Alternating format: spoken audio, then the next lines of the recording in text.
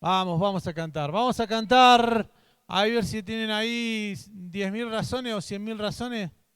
Yo tengo 1.000.000 de razones. Acá tenemos el cosito. Vamos, lo saben, ¿no? ¿Cuántos saben esta canción? Muy bien, cántenla conmigo entonces fuerte, vamos, ¿eh? Vamos a pararnos, vamos a pararnos.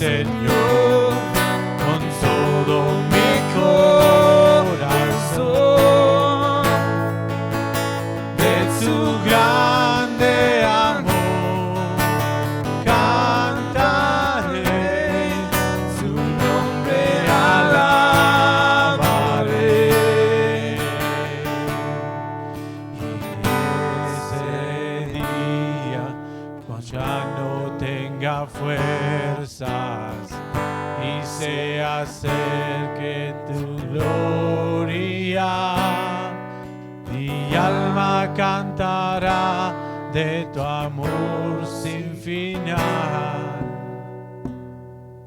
10.000 años y para siempre más. Que solo lo que soy, alabe al Señor con todo mi corazón. De tu grande amor cantaré, su nombre alabaré.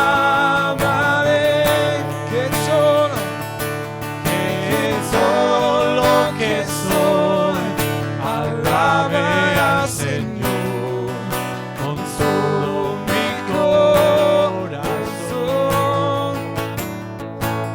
De su grande amor cantaré, su nombre alabaré, su nombre alabaré. Muy bueno. Muy bien. Cantamos otra canción que dice...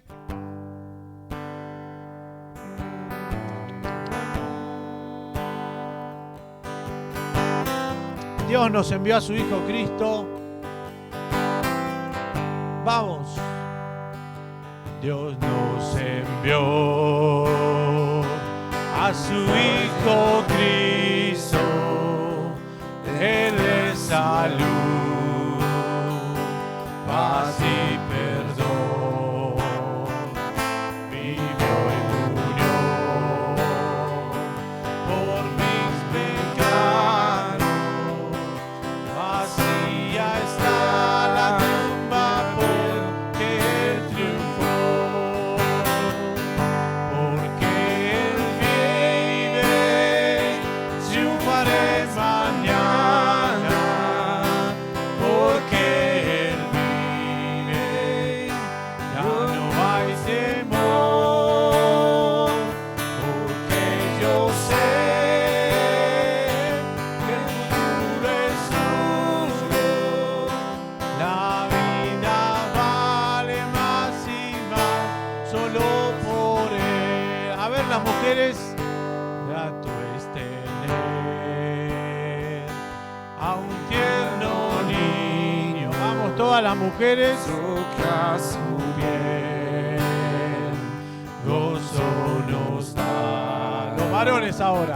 Pero es mejor la dulce cama que Cristo el Rey nos puede dar, pues vivo está todos, porque Él vive, triunfaré mañana, porque Él vive, ya no hay temor, porque yo sé que el futuro es suyo, la vida vale más y más solo por Él.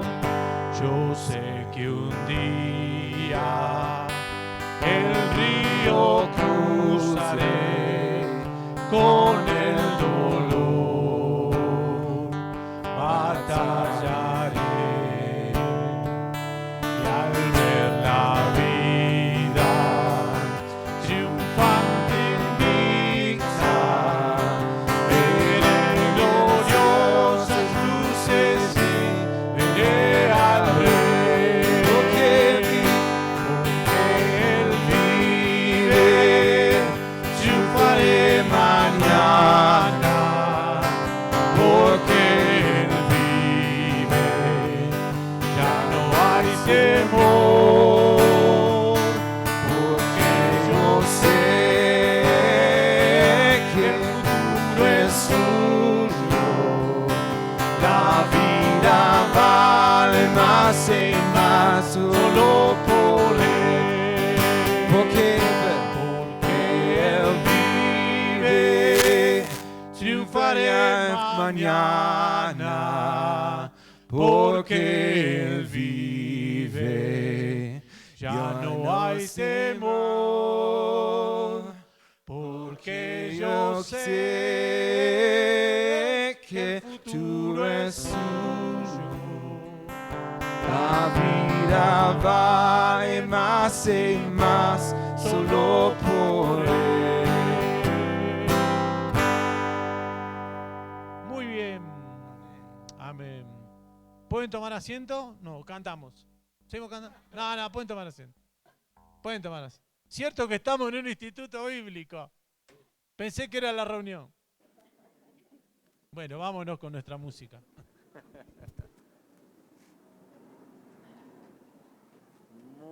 Hola, hola. Está como más fresquito, ¿no? Ya está poniendo clima Cochabamba ya, ¿no? Fresquito. Estoy aguantando el frío, créanme, ¿eh? Muy bien. Estoy realmente agradecido a Dios, tanto por ustedes, hermanos, como por las personas que han venido a enseñarnos. Mi amigo Rich, allá, Jacob, Kyle, Sheila, Shani, Andrew. Realmente quiero decirles que Ellos toman de su tiempo, toman de sus recursos que Dios le ha provisto y vienen con un corazón de servicio para poder decir, vamos tal vez a enseñar algunas cosas académicas, pero también aprender, ¿no? Aprender, porque esto es recíproco, ¿no? Aprendemos todos juntos acá. Y la verdad, verlos, quiero decirles que ninguno de ellos tiene mucho dinero, ni más o menos dinero, sino que trabajan duro, igual que nosotros. Y de ahí aprenden a apartar un poco para costear sus tiquetes, costear sus comidas, costear a veces algunas cosas. Así que cuando alguien le diga, esto es gratis, no, no es cierto. A alguien le ha costado, ¿no es cierto? O sea, si usted va a la tiendita, le dice, mire, quiero regalarle algo a alguien y me lo puede dar, sí, por 20 pesos. Nada es gratis. Hermano, ni la salvación es gratis. Sí, es gratis para nosotros, pero hubo un precio. Y a veces en la idea, es gratis, la salvación es de gracia. Sí, es de gracia, evidentemente, pero hubo alguien que pagó un precio. Así que, al final, tal vez, vamos a decir, la parte nuestra de nosotros sea decir, Señor, dame un corazón cada vez de aprender más, en este lugar y cuando estemos afuera. Señor, quiero ser agradecido porque esa es la voluntad de Dios. Ahí en 1 Tesalonicenses usted lo puede encontrar. Sé agradecido en todo tiempo porque esta es la voluntad de Dios. Así que al final, tal vez el día sábado, demos gracias a Dios por hermanos como ellos que vienen, ¿no? Y también damos gracias a Dios porque hemos venido varios, hemos estado muy atentos, muy participativos, así que gracias a Dios por eso, ¿está? Ahora vamos a entrar a lo que esta noche se llamaría género literario profético o literatura profética. Hermano, no podríamos abordar género literario profético si primero no entendiéramos los pactos. Pacto abránico, ya lo vimos, un pacto incondicional, que era primero antes que el pacto mosaico, que el pacto mosaico es condicional. Luego el pacto davídico, otro pacto incondicional. Y por último vimos el nuevo pacto. Hermano, sin tener esa información de base, es imposible entender los evangelios, es imposible entender literatura profética, no se puede comprender. Es más, los evangelios sinópticos no hablan de otra cosa de Cristo. Las cartas, aunque trataban temas específicos de iglesia, al final se trataba de cómo seguir a Cristo y los principios que Él dejó para seguir, para vivir. Por eso es tan importante. Y ahora, permítame darle tal vez 3 propósitos a la hora que abordamos para leer literatura profética.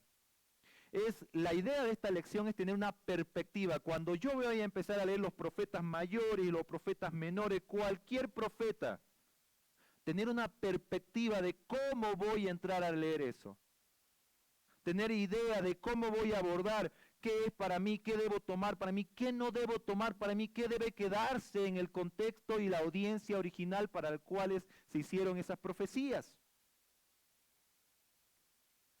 3 propósitos de estas lecciones que vamos a ver esta noche. Primero, tener una perspectiva de leer literatura profética, lo que mencionaba.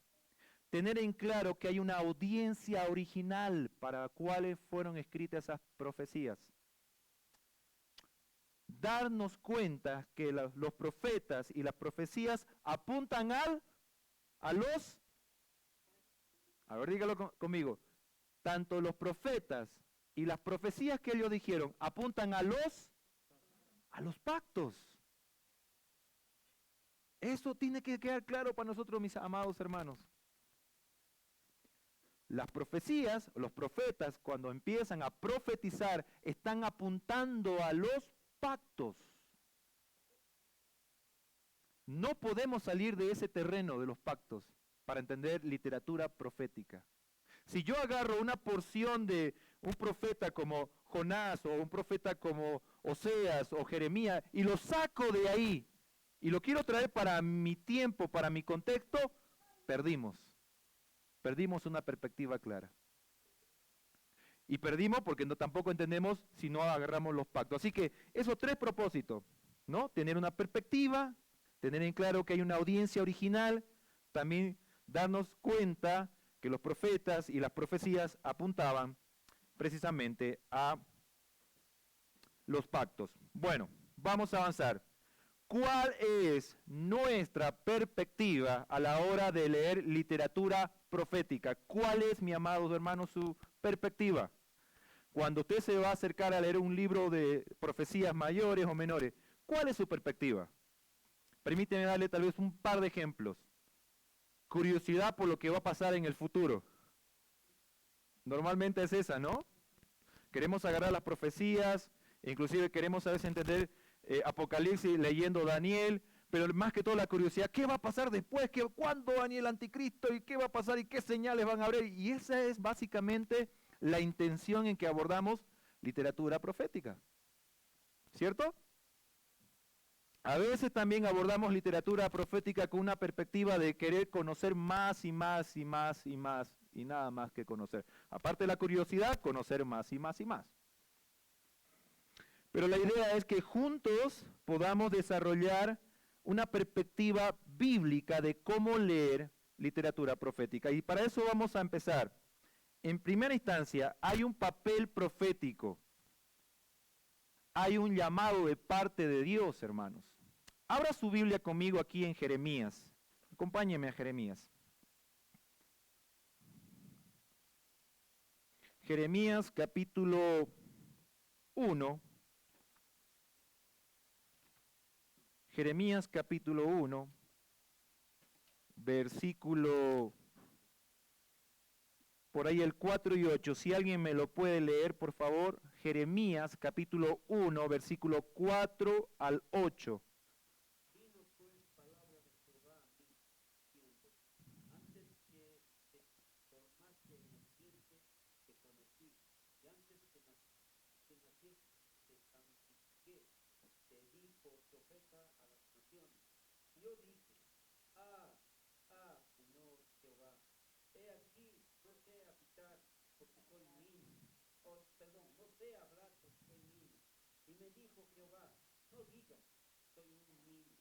Porque a todo lo que te envíe, irás tú y dirás todo lo que te mande. No temas delante de ellos, porque contigo estoy para librarte, dice Jehová. Muchas gracias. Versículo 7 dice, y me dijo Jehová, no digas soy un niño, porque a todo lo que te enviere, irás tú. Hay un llamado de Dios a los profetas, claro para el profeta. Esto en mente, lo que quiero decir es que hoy en día no funciona así ese llamado. En aquel tiempo funcionaba así. Dios hablaba directamente cuando iba a levantar a un profeta. Usted y yo sabemos que Dios nos habla hoy por medio de su palabra.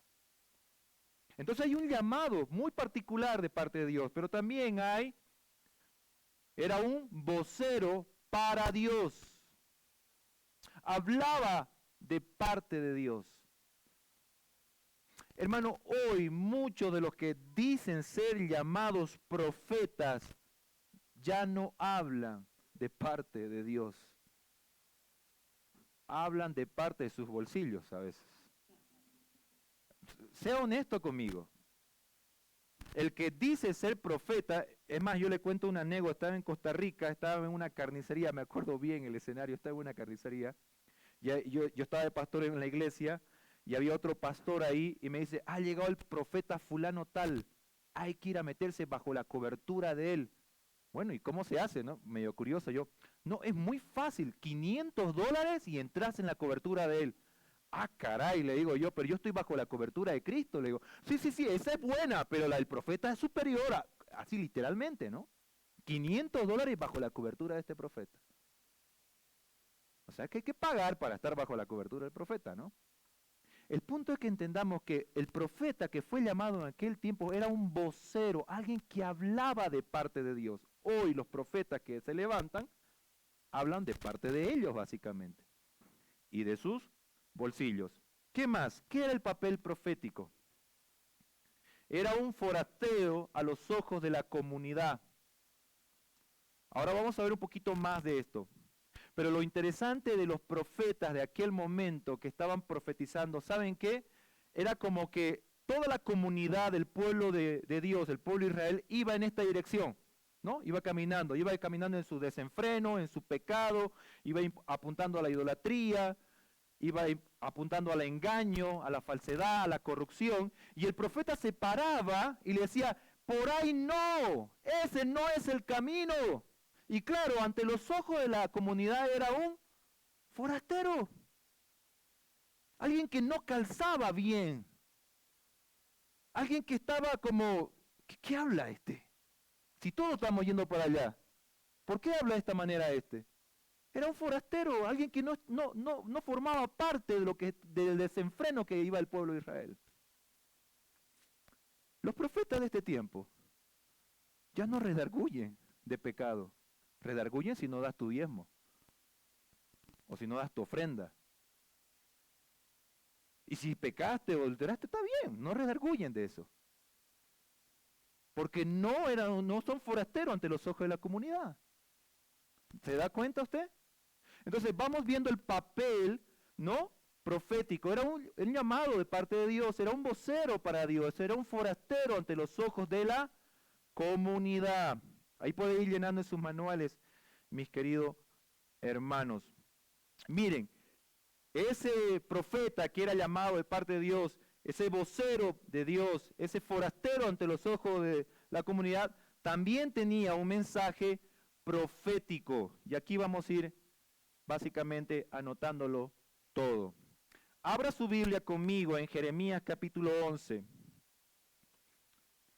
Jeremías capítulo 11, versículo 1 al 4. Sí, alguien que lo pueda leer, por favor. Una dama, una hermanita puede ser fuerte.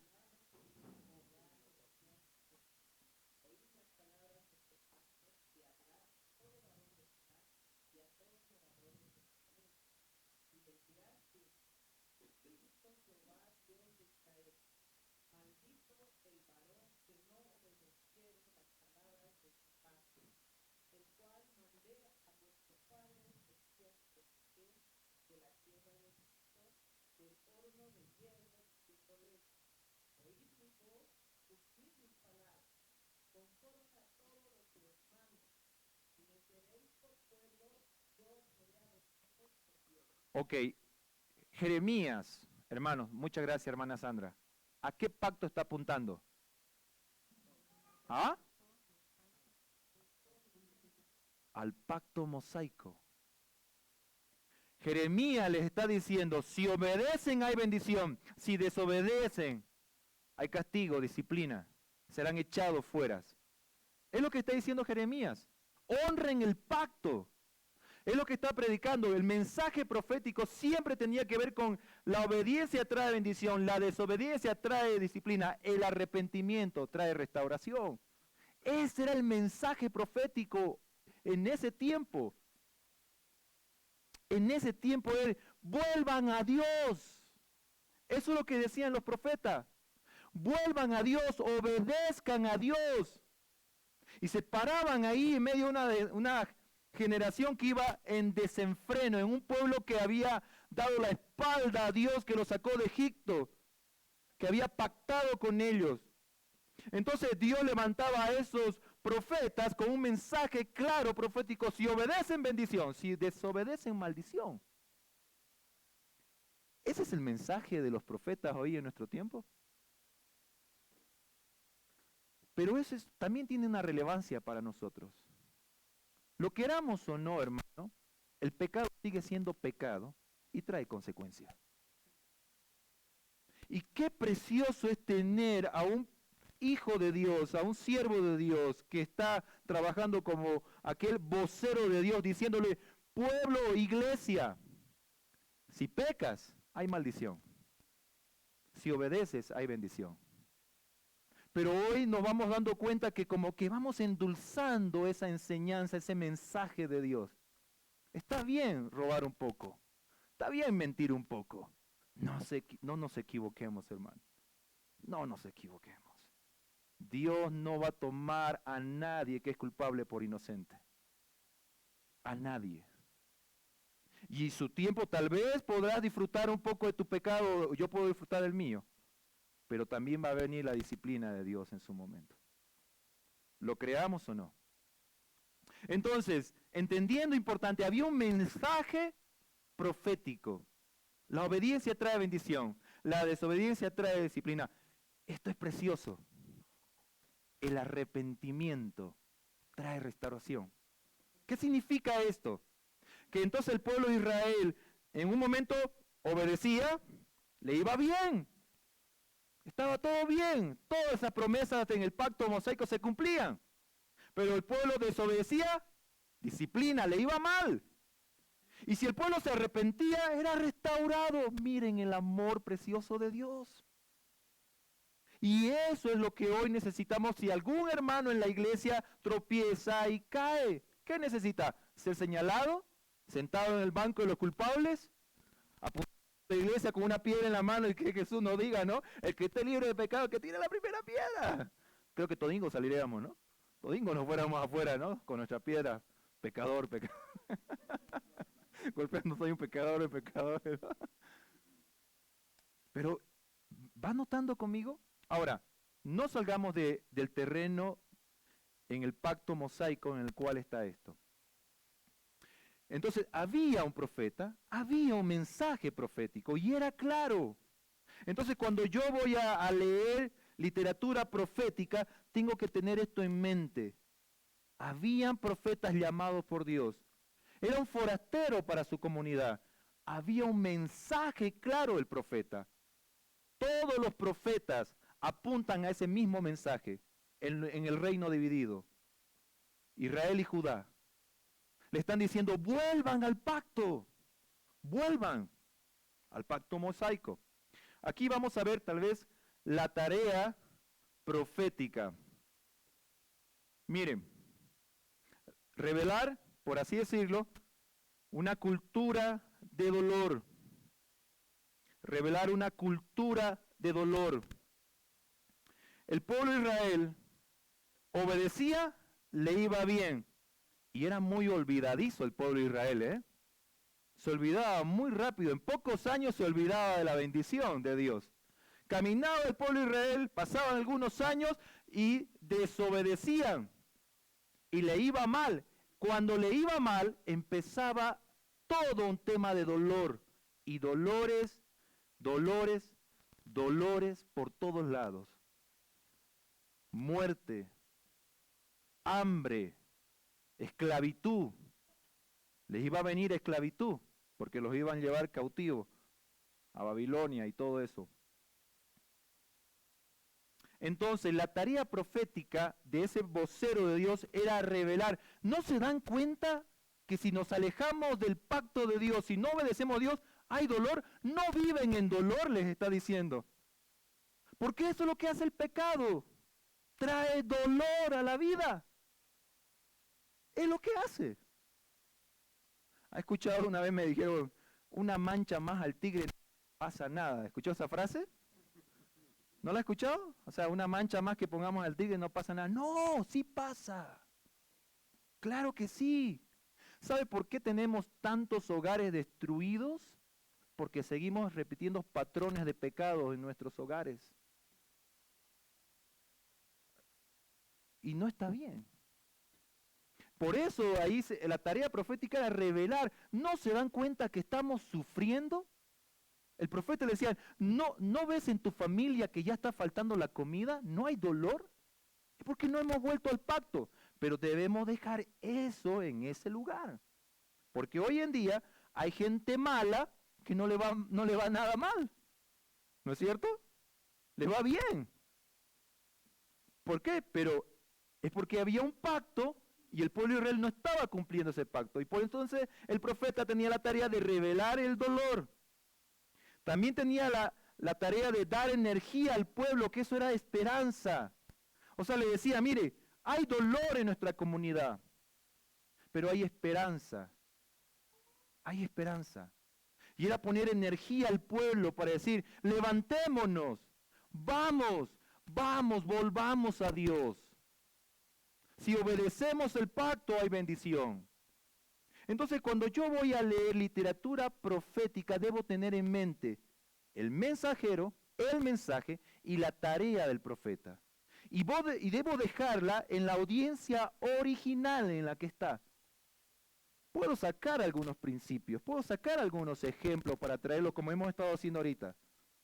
Pero cuando abordo y leo literatura profética, debo entender que hay una audiencia original. Los profetas profetizaron para el pueblo de Israel, que tenían un pacto con Dios, el cual habían fallado. ¿Se entiende, hermano, esto de ahí? Bueno, así es sí y así es no. ¿Se entiende, hermanos? Muy bien. También, ¿no? Cambiar el estilo de vida a fe, como lo dice ahí, ¿no? Como lo podemos ver, a fe, ¿no? Ellos habían cambiado el estilo de vida por idolatría, religiones, inmoralidades. Habían cambiado su estilo de vida. Y claro, ese paso de volver, mis amados, era un paso de fe. Era volver a confiar en el Dios que lo había libertado de Egipto. Era un paso de fe. Y miren, vamos a sacar ese acto de fe para ponerlo un poquito a nosotros. A veces nosotros nos hace falta dar ese pasito de fe y volver a confiar en el Señor para experimentar otra vez una relación con el Señor. Ese pasito de fe, confiar otra vez en el Señor. Dejar de confiar en la religión, en la idolatría, porque les voy a decir, ¿saben quiénes son los mejores idólatras? Nosotros mismos y de nosotros mismos muchas veces. Nosotros mismos y de nosotros mismos. Somos los mejores idólatras. Esta es mi forma de vivir, a mí nadie me dice nada. ¿Ha escuchado personas así? ¿Usted se considera una persona así? Yo a veces me considero una persona así. ¿Sabes que a mí no me vas a enseñar cómo vivir mi vida? La voy a vivir yo. Entonces, ¿quién es su ídolo? Usted mismo, yo mismo. Entonces, vamos entendiendo ahí, ¿no? Pero dejemos esto en el lugar, en el terreno de ellos. También había una confirmación profética, ¿no? Como lo podemos ver ahí. Cuando hablamos de confirmación profética, siempre marcamos 3 horizontes. La idea es que queremos hacer notar que hay profecía cumplida. Profecía que se dijo en el Antiguo Testamento y se cumplió en el Nuevo Testamento, horizonte 2. Profecía que se dijo en el Antiguo Testamento, se cumplió en el Nuevo Testamento y se cumplirá en la nueva creación. A eso llamamos horizontes proféticos. Pero quiero darle algo, hermano, aquí, en este punto, que lo veremos tal vez más adelante. El 98% de las profecías hechas en el Antiguo Testamento ya fueron cumplidas. El margen de cumplimiento profético es muy mínimo. Esto es para quitarnos de la mente qué pasará más allá. Ya la mayoría de las profecías fueron cumplidas tanto en el contexto inmediato con una audiencia original y en el nuevo pacto con la llegada de Cristo.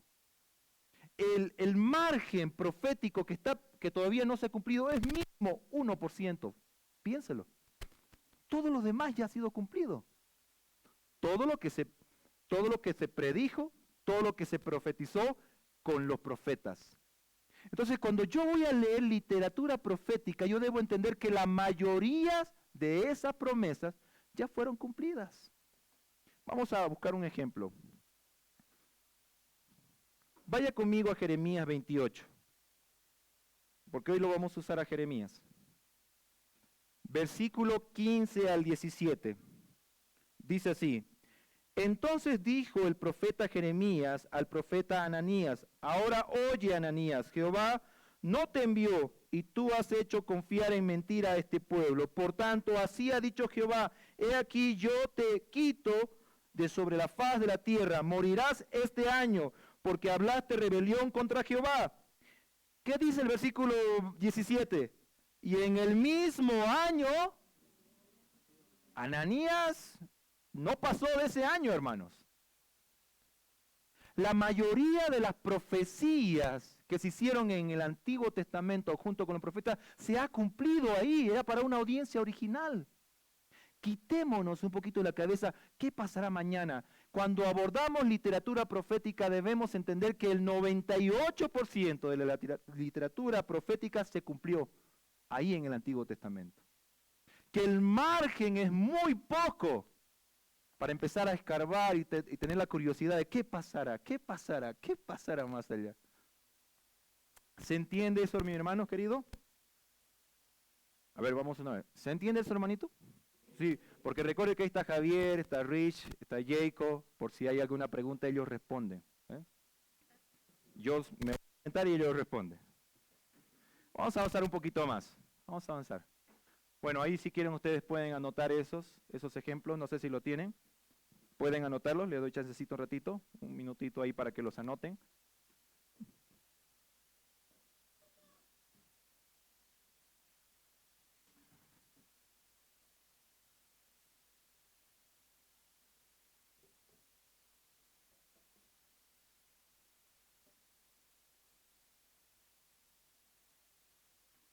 ¿Estamos? ¿Listos? ¿Sí, no? ¿Todavía un poquito? Ok. Ustedes me dicen.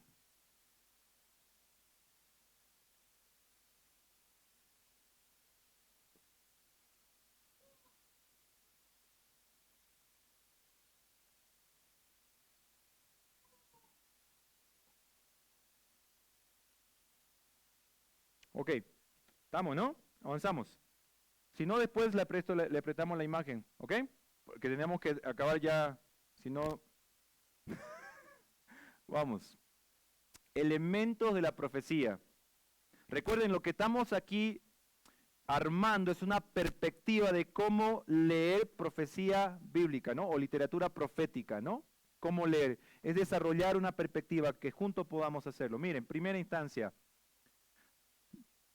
discernimiento de la situación actual. El profeta que estaba profetizando debería tener un discernimiento de lo que estaba pasando en su contexto. Claro, era lógico, ¿no? Dios llamaba a un profeta, Dios le daba un mensaje, ¿no es cierto? Dios decía, mira, tienes que ir a discernir la situación actual. ¿En qué grado de pecado está Israel? ¿En qué grado de pecado está Judá? ¿Qué es su pecado? Y normalmente los pecados eran tres, básicamente, idolatría, inmoralidad y una falta de respeto entre su comunidad, corrupción. Es más, en un momento miraban a la mujer del prójimo para codiciar. Una falta de respeto en la comunidad. Se robaban entre ellos, se mentían entre ellos, se vendían entre ellos. Entonces el profeta tenía que tener un discernimiento de la situación actual, de lo que estaba pasando en el momento. ¿Se entiende ese punto? Todo eso en el terreno de una audiencia original, y la audiencia original es Israel.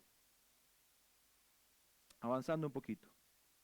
La predicción del futuro, como ya se los mencioné, la mayoría de la profecía hecha en los libros proféticos, el 98% ha sido cumplido. Solo hay un mínimo de 2% que fue cumplido en el Nuevo Testamento con la llegada de Cristo.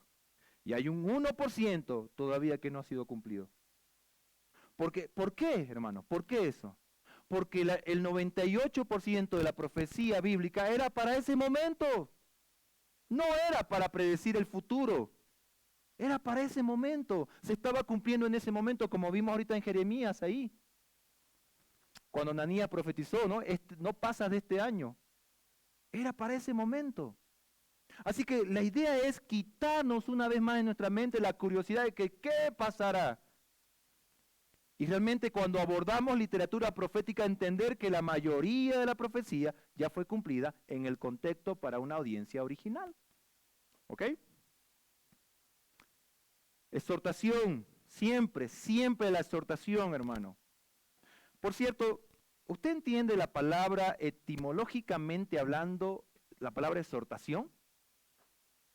¿La entendemos claramente? Porque normalmente cuando dije te voy a exhortar, caray, me va a tirar mi tratada. Me va a llamar la atención poderosamente, eufóricamente, enfáticamente. A veces pensamos que es eso.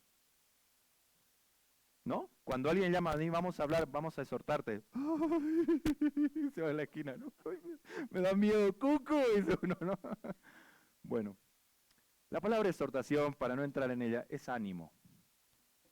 Es un ánimo enfático. Es un ánimo amoroso. El profeta animaba al pueblo de Israel, vuelvan a Dios, arrepiéntanse a Dios. Eran buenas noticias. Era como decirle, pueblo, hermanos, amigos, volvámonos a Dios. Esa era la idea. Esa era la idea de la exhortación para el arrepentimiento. Así que tal vez sacando un poquito un ejemplo para nosotros, cuando alguien nos exhorta, nos anima, no le tengamos miedo. Quitémonos un poquito la máscara de religioso que a veces tenemos. Quitémonos un poquito la máscara de moralista que tenemos y expongámonos como somos, pecadores que todavía necesitan de gracia para seguir viviendo, hermanos. Pecadores que todos los días al pasar la vida cotidiana vamos fallándole a Dios constantemente. Simplemente era una mención ahí. Me emociono y me voy por las ramas, dice alguien, ¿viste? Sigamos avanzando. Y la respuesta que buscaban era la verdad. Era la verdad, ¿no? Entonces, los elementos de la profecía, discernimiento de la situación actual, predicción del futuro, ya vimos, muy mínima la predicción del futuro, ¿no? Realmente toda la profecía o todo el género literario profético se cumple ¿en dónde? En una audiencia original, ¿no es cierto? El 98%. ¿Para quién es esa audiencia original? Israel, hermanos. Así que con todo el respeto que se merece usted, no tome profecías que no le correspondan, hermanito. No tomemos profecías que no le corresponde a la iglesia local o a su vida. No las tome. Si va a tomar, tome algún ejemplo, algún principio, pero no las profecías que no le corresponde a usted. ¿Estamos ahí, claro, en ese punto? ¿Sí? Avanzamos un poquito. Un poquito más. Los propósitos de la profecía no es hacernos profetas. ¿Ha notado usted? Cualquier parecido con la realidad, pura coincidencia, ¿ok? Me acuerdo en Costa Rica también una ilustración. Estaba yo con la microbús y que viste esa microbús que ya no dan más que para echar al juego. Y no prendía la bendita microbús y pasa una señora, bendito varón de Dios, profeta de Dios. ¿Qué pasó, mijito? Que no prende la microbús, le digo que no sé qué hacer. En este momento lanzo una profecía porque yo soy la profetisa y empezó a lanzar una profecía. Y le digo, señora, después que tuvo un rollo ahí, ¿no? ¿Por qué no me ayuda a empujar mejor? Le digo. Hermanos queridos, la literatura profética cuando la leemos no es para hacernos profetas. De ninguna manera. De ninguna manera. Recuerden que había un llamado muy particular de parte de Dios para el profeta, que hoy no es ese para nosotros. ¿Quiere un llamado para nosotros? Tomemos Mateo 28, 19 y 20 y empecemos a hacerlo. Id y haced discípulos. Ese es un llamado para nosotros. Pero cuando hablamos del llamado profético o cuando leemos literatura profética, no es para hacernos profetas. ¿Queda claro hasta ahí eso? ¿Sí? O sea, un poquito más. Revelar el poder y la sabiduría. ¿De quién? De Dios, evidentemente, ¿no? Miren, revelar el poder de Dios, la sabiduría de Dios ante la ceguera que el pecado producía. Era decir, vuelvan, en Dios hay poder, hay sabiduría. Esos eran los profetas. Ahora, la idea es, cuando tenemos una perspectiva, ¿no?, y vemos nosotros, ¿qué revela esta literatura profética? ¿Qué revela para nosotros? El poder de Dios. ¿Cuántas veces Dios liberó a Israel, hermanos? ¿Usted podría enumerarlas? ¿Cuántas veces los perdonó? ¿Cuántas veces le levantó profeta?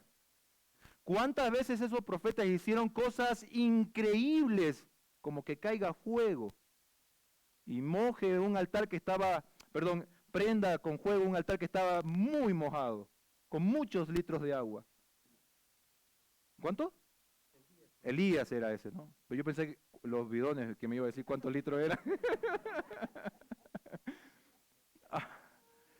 Pero el propósito de la profecía o de la literatura profética es ayudarnos a entender que Dios es poderoso y sabio.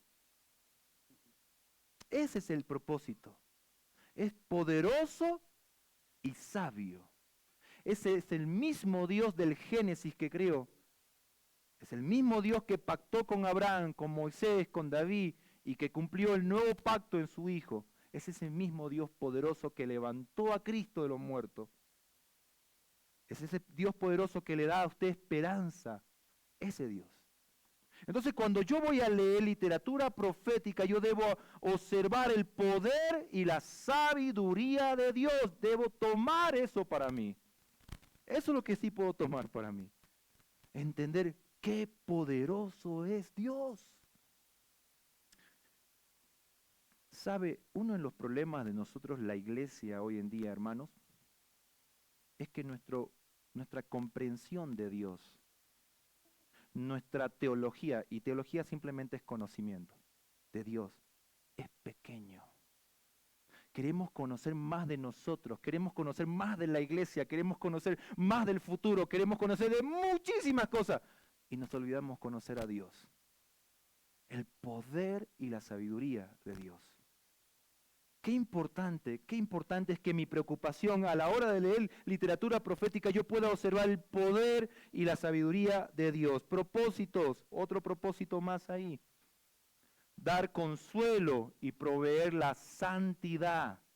Entonces, cuando yo voy a leer la perspectiva, la cosmovisión que yo debo tener a la hora de leer literatura profética es que me traiga consuelo, pero que promueva algo en mi vida. ¿Qué? Santidad. Santidad. Y hermano, a santidad no me refiero a legalismo, No me refiero a legalismo. Pero tampoco el otro extremo, libertinaje. Me refiero a esa realidad de vida en el que entendemos que solo no se puede vivir la vida cristiana. Santidad es la idea de cuidar mi relación con Cristo y aprender a confiar en Él para que me dé la fuerza para decirle no al pecado, de cual Él me ha libertado.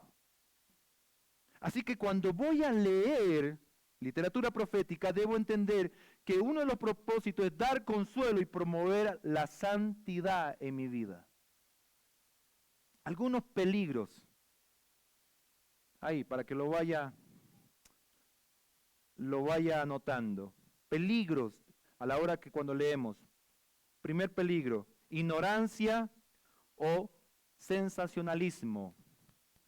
Y esto es cuando, por ejemplo, ¿cómo puedo yo llegar a ser, y no se ofenda, porque yo soy el primero, ¿ok? Si hacemos una fila aquí, en algunas cosas, cuando yo voy a entrar a leer literatura profética, yo soy el primero, ¿ok? Muchas veces he ido ni recordando e ignorando los pactos antes de leer literatura profética. Muchas veces. Entonces no entiendo. Cuando recuerdo los pactos, pacto mosaico, pacto abránico, mi comprensión se va un poquito ampliando, aclarando. O el otro peligro es el sensacionalismo. ¡Wow! Cobertura del profeta Esteban, ¿no? ¿Quién ha echado la cobertura del profeta Esteban? Un huistupico, por favor. Y vamos a ese otro extremo del sensacionalismo, ¿no? Peligros que debemos evitar, ¿no? Vamos avanzando. Por ejemplo, otro peligro que aparece acá, orgullo, certeza dogmática y actitud condescendiente. Peligros que tenemos que ir evitando. Para que usted lo vaya notando, tenemos que avanzar un poquito más rápido. Principios. Miren, mi hermano. Y estos principios, ¿lo notó eso? Para que pueda avanzar un poquito. ¿Sí? Avanzamos un poquito. Ahí. Principios. ¿No? Los profetas se sujetaban a las promesas de pactos de Dios. Por eso tiene una audiencia original.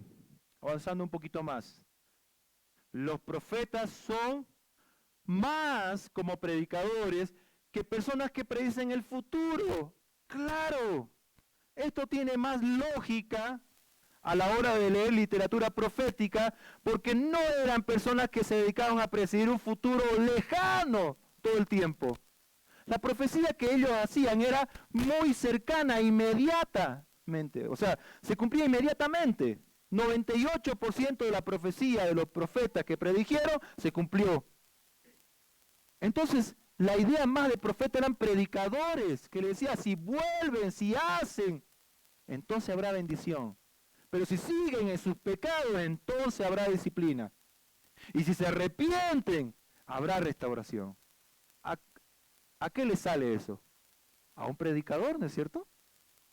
Qué bueno es sacando un ejemplo, pero qué bueno es que alguien se pare acá, ¿no? Y nos diga, bueno, iglesia, estamos bien en las ofrendas, sigan así, vayan con su vida, el que quiera hacer de su vida un poncho, hágala, el que quiera mentir, el que quiera robar, pero traiga su ofrenda, por favor, ¿ya? No se olvide, eso es lo más importante, ¿no? Si usted quiere joven, si quiere ir a la universidad, si no quiere tener relaciones antes de casarse, su problema, tranquilo, viva, hay que experimentar. Y traiga la ofrenda, gracias Ángel, que no nos olvidemos la ofrenda. ¿Qué predicador? ¡Guau! Pero hay que tener cuidado que podemos llegar ahí a veces, ¿eh? Pero qué importante tener un predicador que está aquí en nuestro púlpito. Hermanos, estamos pecando en esto. Y Dios dice que busquemos las cosas de arriba primero. Qué importante. Pero si usted ha fallado, hermano, quiero decirle que hay gracia en la mano de Dios. Gálatas dice que vayamos nosotros a restaurar a nuestros hermanos considerando nosotros mismos. No vaya a ser que caigamos también. Pero hay gracia restauradora. Así que, qué importante, ¿no? Eso. Más como predicadores. Avanzando un poquito más. Los profetas son apasionados y creativos, entonces esperen lenguaje imaginativo. O sea que cuando usted esté leyendo, no se asombre que usen mucho lenguaje imaginativo. Muy creativos son, ¿no? Vamos a avanzar un poquito más. A ver, acercamiento. No se enfoque muy rápido en el futuro. No nos enfoquemos muy rápido en el futuro. Siempre mantenga los pactos en mente. Siempre, siempre. Cuando empezamos a leer los profetas, no vayamos con nuestra mente porque es rápida nuestra mente, ¿no? Ya queremos asociarlo con literatura apocalíptica y vamos a hablar el sábado de eso. Pero rápidamente, ¿no? Ya queremos presidir, vamos a decir, ya queremos saber qué va a pasar y el futuro. Pero siempre mantengamos los pactos de Dios en mente primero, ¿no? Avanzamos un poquito más. Enfatice el llamado al arrepentimiento y sus consecuencias. Y por último, comprenda el enfoque en el futuro como una motivación para el avivamiento.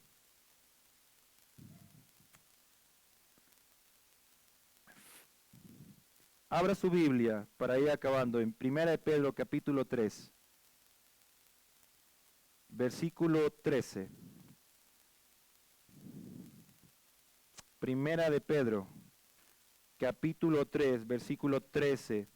Y si alguien lo encuentra, por favor, lo puede leer para ir terminando. 13, 17 al 17.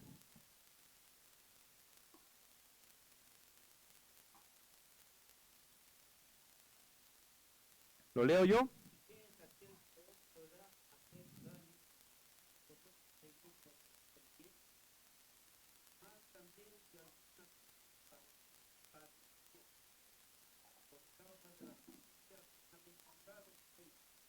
tanto, no os avergoncéis por temor de ellos, no os confiéis, sino santificad a Dios, Dios en vuestro corazón, y estad siempre preparados para presentar defensas con mansedumbre y reverencia ante todo el que os demanda razón de la esperanza que hay en vosotros, teniendo buena conciencia, para que en lo que murmuran de vosotros como malhechores sean avergonzados los que calumnian vuestra buena conducta y fin, porque el temor es que parezcáis haciendo el bien, la voluntad de Dios así lo quiere, y haciendo el mal. Quiero terminar con esto. Si no, santificad a Dios el Señor en vuestros corazones. Hermano, la literatura profética, para tener una perspectiva correcta, no se trata del futuro. Se trata que haya una motivación en nuestros corazones de ver el poder de Dios y que eso produzca un avivamiento de querer ser santos delante de Él. Y recuerde, cuando digo santidad no digo legalismo, y tampoco el otro extremo. Hermano, ¿qué le produce leer literatura profética? ¿Qué debería producirnos leer literatura profética? Un avivamiento a la santidad. Dios no va a tomar por inocente al culpable. Dios va a juzgar nuestros pecados. Aunque han sido perdonados, las consecuencias de esos pecados van a llegar a nuestra vida. No nos equivoquemos con el carácter de Dios. Sí, hermano, Dios es amor, claro que sí. Sí, Dios es gracia, claro que sí. Dios es misericordia, oh, claro que sí. Dios es santo, Dios es soberano y Dios es justo. Así que cuando yo lea literatura profética, debe promover una santidad, un avivamiento en mi corazón. Oramos para terminar y después viene Javier. Padre, en este punto no sé cómo están los corazones de mis hermanos.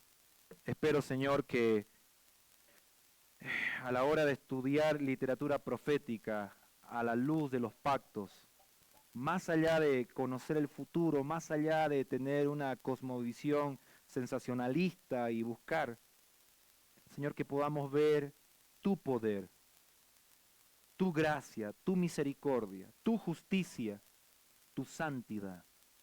Y que eso, Señor, produzca en nuestros corazones honrarte a ti, Señor. Ser honestos contigo. Ser un pueblo, Señor, que al ver lo que pasó al pueblo de Israel, produzca santidad en nuestra vida. Señor, si hay alguien en esta noche que no está viviendo en ese parámetro, por favor mueve su corazón, produce un avivamiento en su corazón, para que vuelva, Señor, otra vez a una relación contigo. Te lo pido todo esto en el nombre de Jesús. Amén. Javier.